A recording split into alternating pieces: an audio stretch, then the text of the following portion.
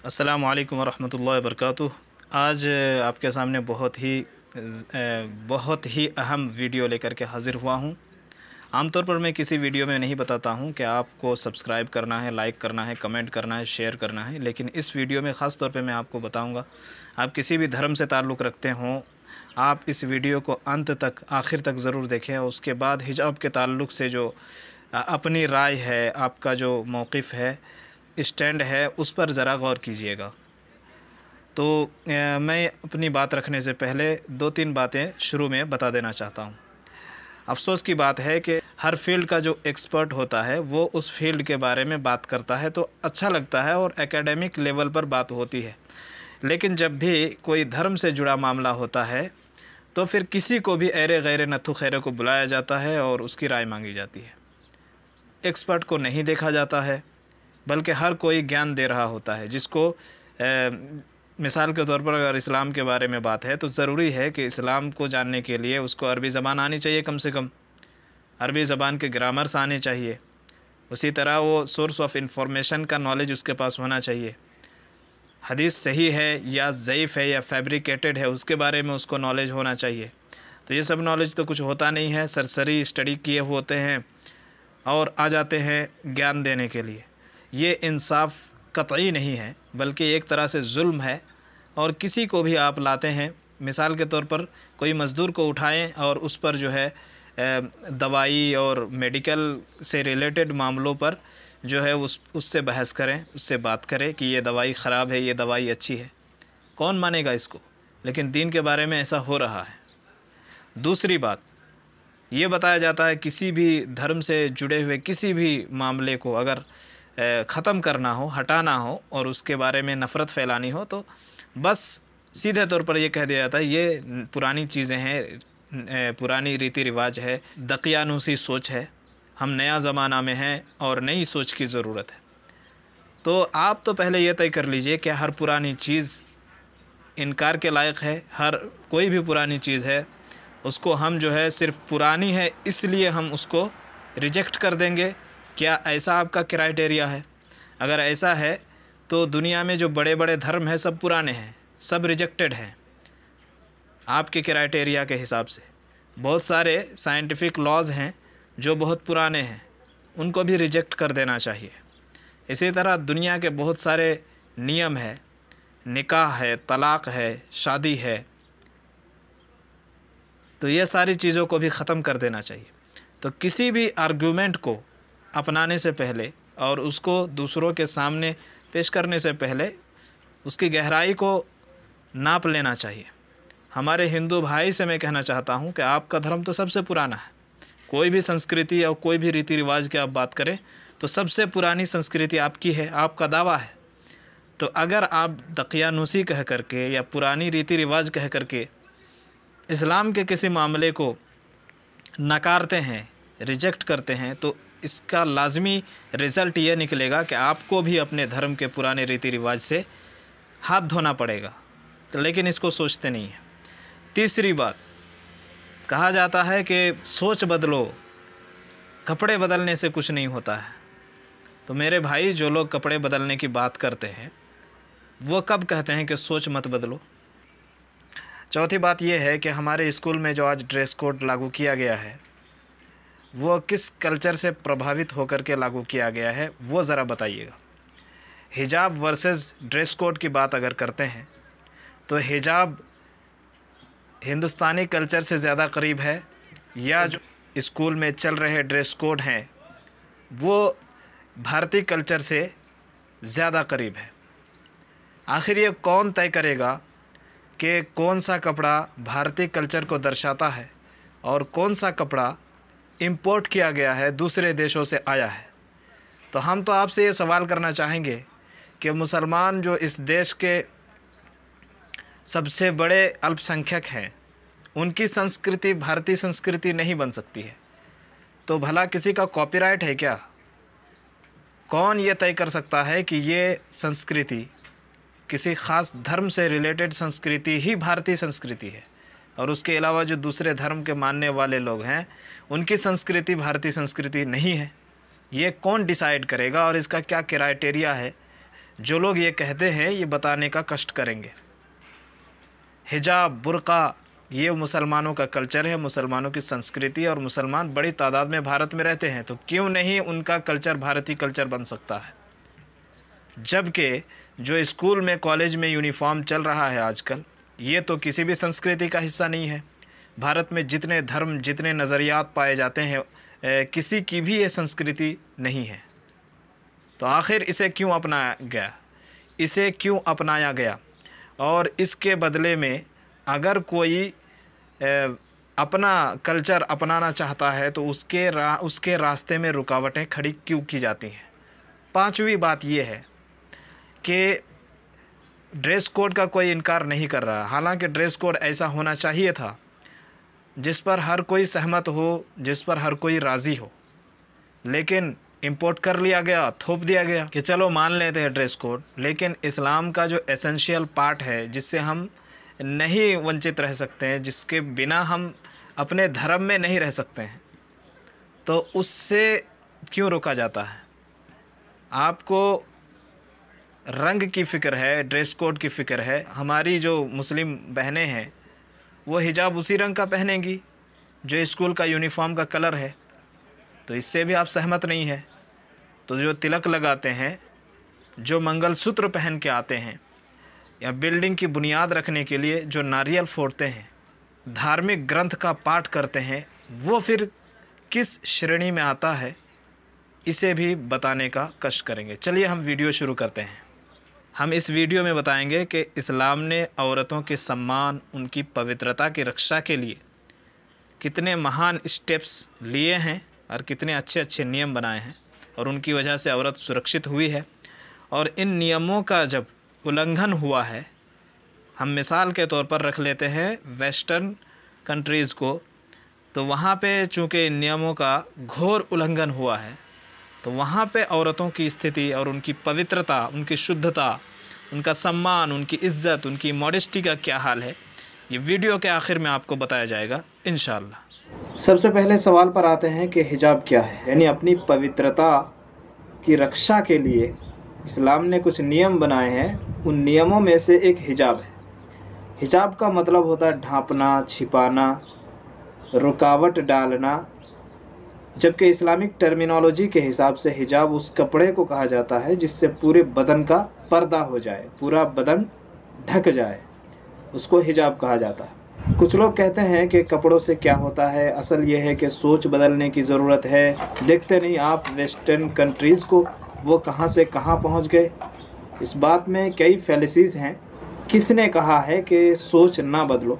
हिजाब क्या है ये तो आपने समझ लिया, लेकिन हिजाब क्यों है, इस्लाम में हिजाब क्यों है, ये आपको समझने की ज़रूरत है। इस वीडियो में हम आपको यही बताएंगे इंशाअल्लाह।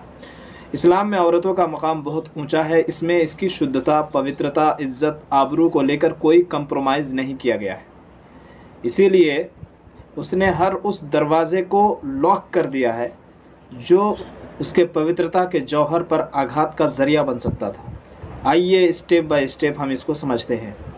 इस्लाम ने औरतों की इज़्ज़त, सम्मान, उसकी पवित्रता की रक्षा के लिए पहले सोच बदलने की कोशिश की। जी हाँ, सोच बदलने का नारा लगाकर औरतों तक पहुंचने के सारे दरवाजे खोलने वाले ज़रा गौर से सुने। इस्लाम ने हया यानी मॉडेस्टी पर इंतहाई ज़ोर दिया। हया का मतलब मॉडेस्टी, शर्म, लाज, शालीनता वगैरह होता है। यह ऐसा गुण है, ऐसी खूबी है कि इंसान के अंदर अगर आ जाए तो बहुत से पाप यूं ही ख़त्म हो सकते हैं। इससे इंसान की सोच पूरी तरह बदल जाती है। पैगम्बर इस्लाम मोहम्मद सल्लल्लाहु अलैहि वसल्लम का कथन है कि हया यानी मॉडेस्टी सिर्फ़ और सिर्फ भलाई ही लाती है।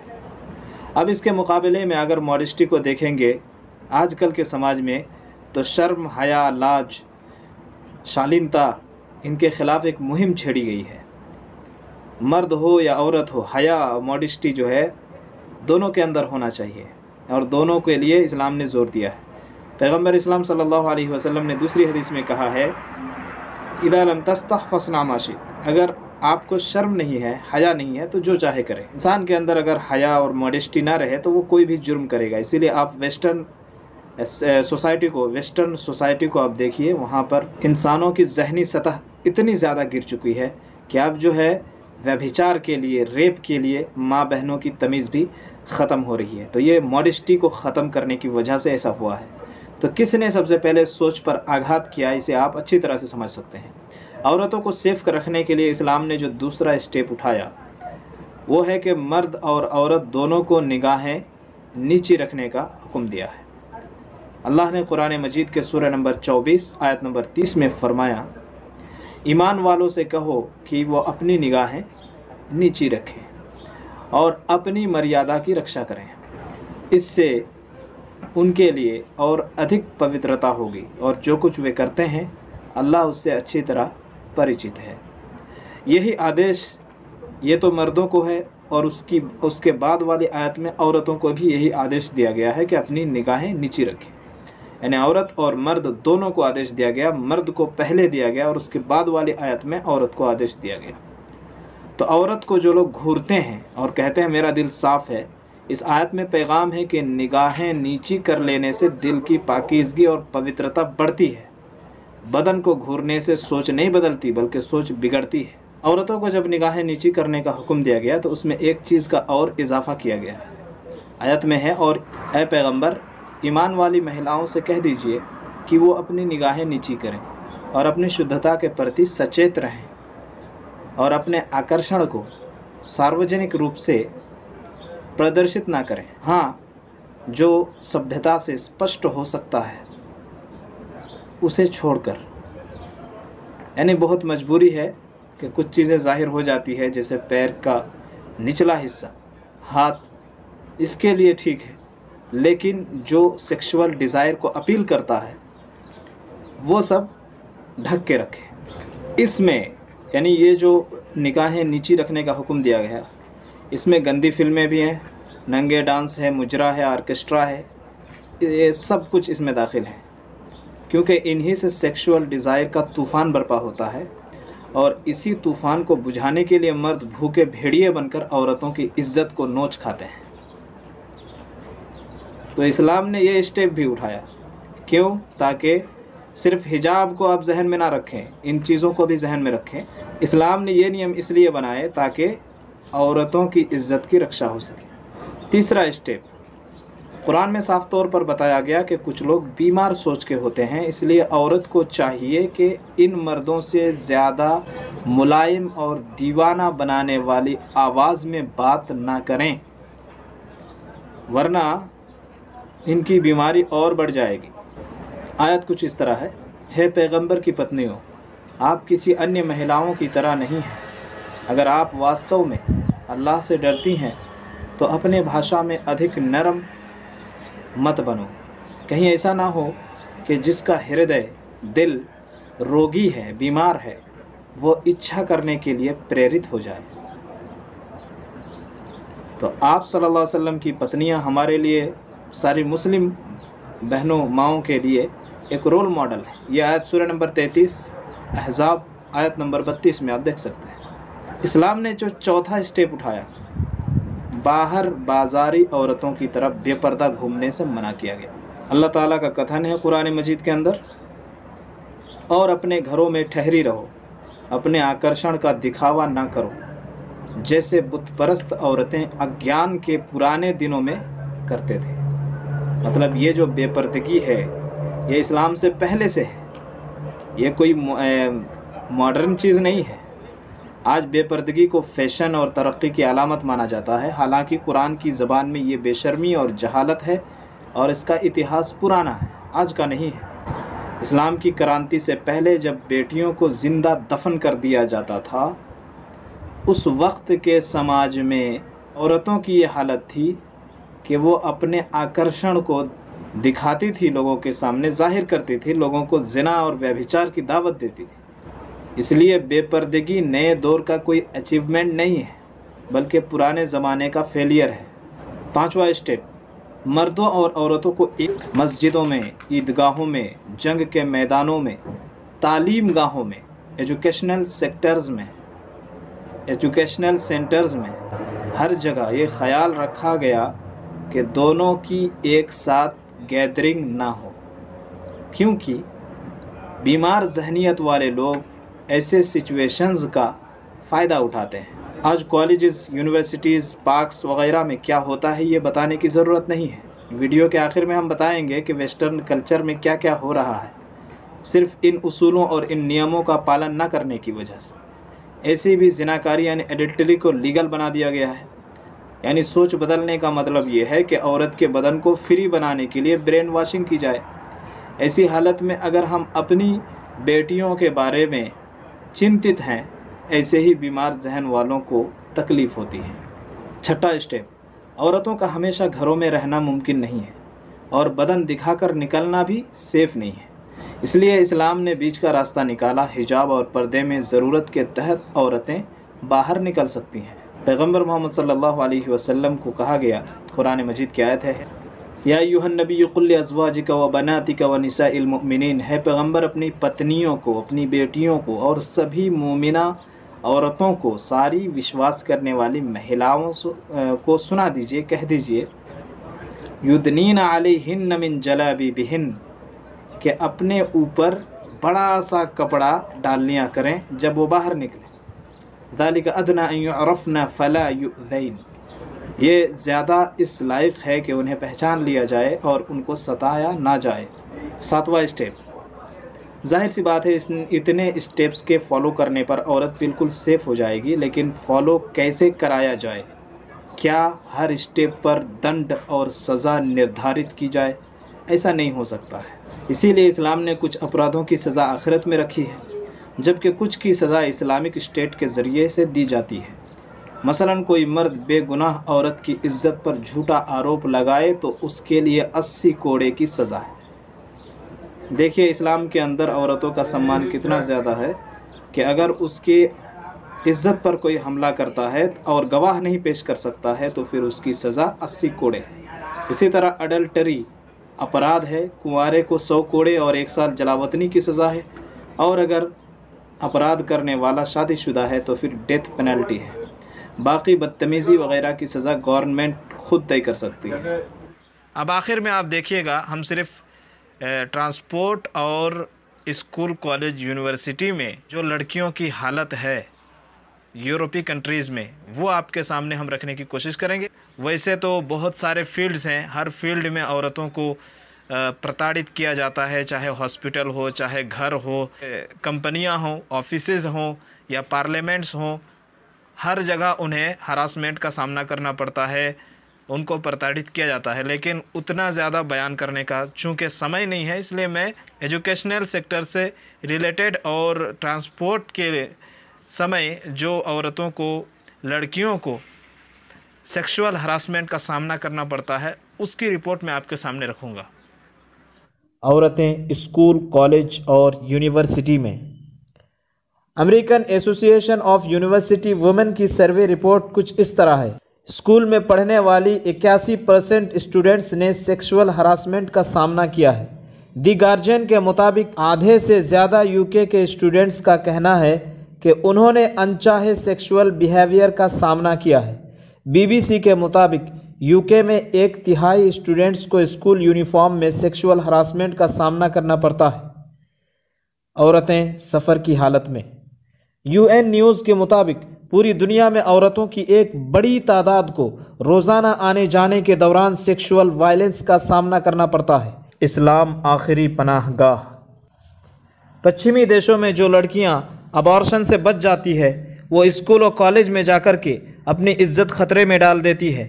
लड़की 18 साल होने के बाद खुद जिम्मेदार बन जाती है, चुनांचे वो कमाई के लिए और अपना खर्चा, रहन सहन, खाने पीने के इंतज़ाम के लिए दर दर की ठोकरें खाती है। उनको ट्रांसपोर्ट में परेशान होना पड़ता है। पढ़ाई मुकम्मल करने के बाद जॉब की तलाश में भी अपनी इज्जत गंवाती हैं। फिर बुढ़ापे में अकेली हो जाती है, जहां वो घुट घुट कर मरती हैं। अक्सर पश्चिमी औरतों का यही हाल है। सामाजिक दुर्दशा की वजह से वो खौफजदा रहती है, बेसुकूनी और डिप्रेशन की शिकार हैं। उसके सामने बस एक ही रास्ता बचा है, इस्लाम का शरण लेना। चुनांचे देखिए चौंका देने वाली रिपोर्ट। सर्वे रिपोर्ट के मुताबिक बरतानिया यानी इंग्लैंड में 1991 से 2001 तक 60,000 लोगों ने इस्लाम कबूल किया। इसमें सबसे हैरत वाली बात यह है कि उनमें 75% औरतें हैं जिन्होंने इस सड़े हुए समाज से निजात हासिल करने के लिए इस्लाम का शरण लिया। एक और सर्वे किया गया जिसमें बहुत से यूरोपीय कंट्रीज़ को भी शामिल किया गया है।